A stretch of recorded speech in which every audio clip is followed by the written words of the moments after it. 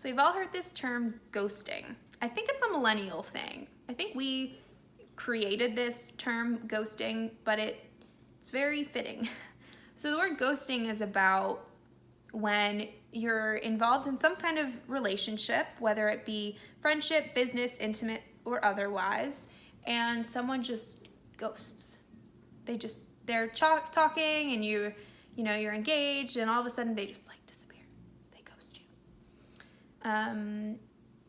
And usually, like I said, we think about it in terms of relationships, right? Like most commonly, you're dating a guy, you're talking to him or her every day, and then all of a sudden they just like poof, and they don't respond, and you're like, I don't know how many times I should reach out to this guy before I just realize like he ghosted me, and it's like this whole fucking mind game about it. Okay, that's a whole fucking mind game. Sometimes people use it in business chats with me, right? Like they'll say, this prospect I was talking to, we had like 3 phone conversations, they were ready to close the deal, and then they just fucking poof, right? And it can happen in friendships too, right? Because friendship breakups are a thing, you guys. Especially when it comes to the growth world, because you start to realize who your growth friends are, and you think, oh man, this circle is really holding me back, this circle that I'm a part of back home, or whatever it may be, and you're like, I need to like let some of this toxicity go, and so a lot of people just ghost. Okay, I think this comes from a couple different reasons. The first one being the one most people talk about, which is like they don't have the emotional resilience or emotional courage to have a hard conversation, which leaves the person who feels ghosted like, they hurt, right? So that's one piece. And this is not, I'm not thinking about the idea of like, someone just got fucking busy and they just forgot to get back to you. Because that does happen. Like that happens to you guys. Like people are living a life and they just get busy, and sometimes they just don't reach out to you. But if it happens multiple times, like they just don't reach out, they're probably ghosting you. So the first reason is like, maybe they just don't have the emotional resilience, the emotional courage to call you and say, oh, okay, I'm done. Right? Because they don't want to hurt you. But a lot of people who ghost think it's easier to just ghost than reach out. But say if you would rather just someone say, hey, you're not my person, or hey, I don't want to do this business deal, or hey, I don't want to be friends anymore, rather than just leaving you with an empty void, a vast empty void, right? The other reason, though, is because once you get so far along ghosting someone, there's like a lot of guilt and shame that comes with reaching back out. So maybe you can relate to this. Maybe there's something in your life that you committed to, whether it was a person, a program, a book, anything, like literally any kind of commitment.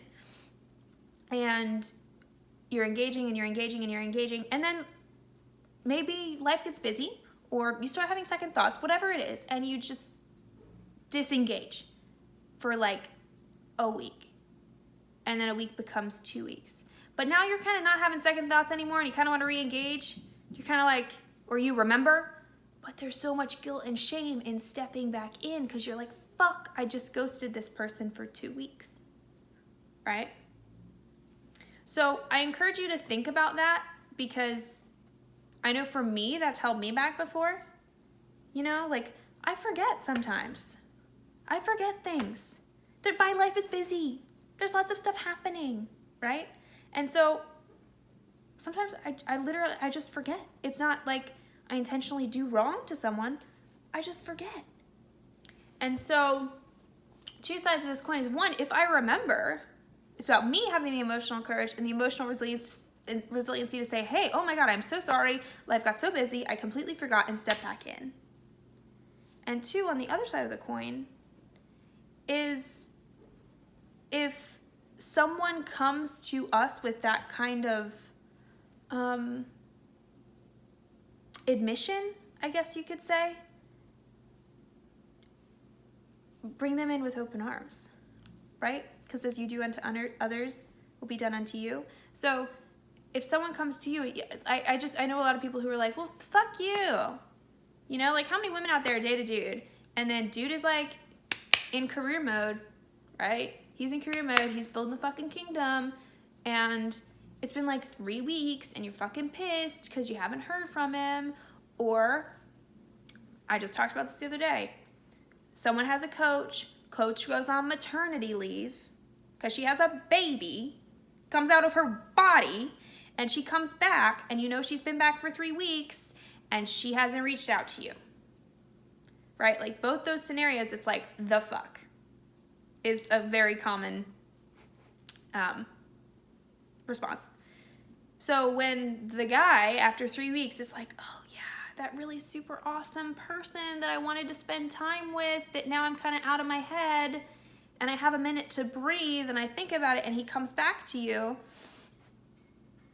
welcome with open arms. You can reset boundaries. You can say, you know, this isn't going to work for me if it is how it is moving forward, but don't condemn him. Same thing with like a coach who comes back to you after being gone for a while and you're like, oh yeah, you had a baby. And you can say like, you could set a boundary of, you know, I need to hear from you this long, or take responsibility. Like, I should have reached out to you sooner, right? So let me know your ghosting stories, who's ghosted you, how you responded, and 2, like, is there anything you're ghosting right now? Whether it be a person, a commitment, whatever it is, and have the emotional courage to go and actually give a response to them about what happened. Break up if you need to break up. Cut the commitment if you need to cut the commitment. You know, or step back in, or step into it. Have an excellent day. Excited to read your comments below. Talk to you soon.